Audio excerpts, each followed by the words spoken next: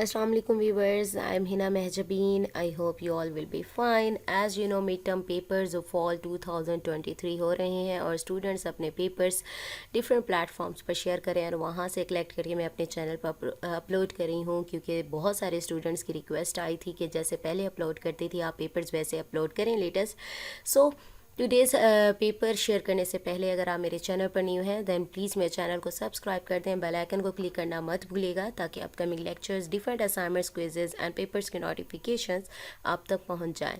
Like भी कीजिएगा, share भी कीजिएगा। Okay ji, let's start. First of all as usual मैं आप लोगों को पेपर की प्रिपरेशन की टिप्स देती हूँ कि किस तरह से आप अच्छे तरीके से अपने प्रिपरेशन कर सकते हैं। फर्स्ट ऑफ ऑल क्विजेज़ हमारे 20 to 25 आई थिंक होते हैं, तो उसकी प्रिपरेशन के लिए बताती हूँ कि कैसे कर सकते हो।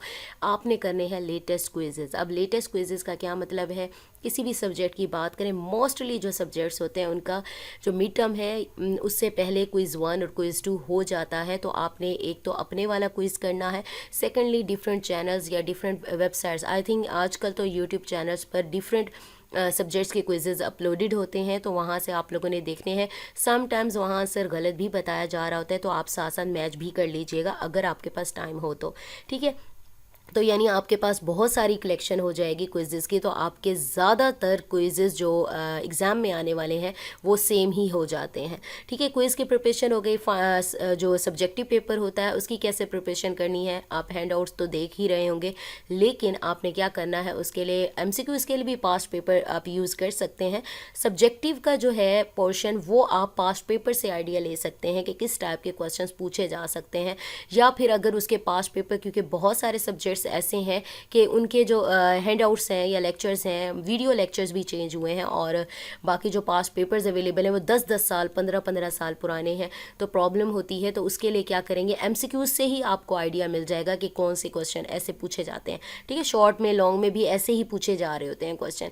तो सब्जेक्टिव के लिए आप लोग कर सकते हैं किसे आइडिया ले सकते हैं, पास्ट पेपर से आइडिया हो जाएगा कैसे क्वेश्चन आते हैं। और याद रखिएगा कंप्लीटली डिपेंड नहीं करना पास्ट पेपर पर, क्योंकि बहुत सारे स्टूडेंट्स पास्ट पेपर पर डिपेंडेंट होते हैं और फिर पेपर एवे हो जाता है, ठीक है। सो आज का जो पेपर है वो है CS 101 का। कुछ इंपॉर्टेंट टॉपिक्स भी हैं, किसी ने शेयर किए थे तो मुझे नज़र आए, तो मैंने यहाँ पर आप लोगों के साथ शेयर करते हैं। सो वेब ब्राउज़र से रिलेटेड क्वेश्चन हैं और bus controller, search engines, basic definitions, computing की प्रोसेसिंग पार्ट्स और कंप्यूटर के TCP IP protocol most important है।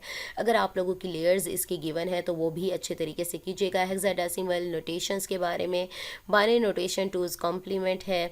नेक्स्ट है सर्च ऑपरेटर्स के बारे में, और टॉपिक से आप अच्छे तरीके से कर लीजिएगा। सर्चिंग ट्रिक्स क्या होती हैं, कौन कौन सी ट्रिक्स यूज़ होती हैं, एडवांस सर्च ऑपरेटर्स, बिट्स क्या है, बाइट जैसे होता है, और बुलियन ऑपरेशंस, ये भी मोस्ट इंपॉर्टेंट है। Boolean operations representing text, sound, images, numeric values, data compression, manipulation, operating system से रिलेटेड टॉपिक्स और मॉड्यूल 61 to 82। ऑलमोस्ट यही टॉपिक्स हैं जो किसी ने शेयर किए थे, मोस्ट इंपॉर्टेंट है आपके पेपर के व्यू से। और बाकी MCQs वगैरह का और सब्जेक्टिव ओवरव्यू कैसे, आई थिंक CS 101 और 201 रिसेंटली चेंज हुए थे, तो इसके ज़्यादा ओल्ड पास्ट पेपर मत देखिएगा, ठीक है, तो आप गलत डायरेक्शन में जा रहे होंगे। सो लेटेस्ट देखें, यानी 1-2 साल के अंदर वाले तो अच्छी बात है, यानी 2 साल के अंदर वाले, आई थिंक 2 साल हुए होंगे चेंज हुए हुए, ठीक है। 10-15 साल पुराने ना देखने बैठ जाना। सो ये सेट 1 है, और जैसे जैसे सेट्स आते जाएंगे यानी और पेपर्स आएंगे मैं आप लोगों के साथ शेयर कर दूंगी। मुझे अपनी दुआ में याद रखिएगा, अपना ख्याल रखिएगा। टेक केयर, अल्लाह हाफिज़।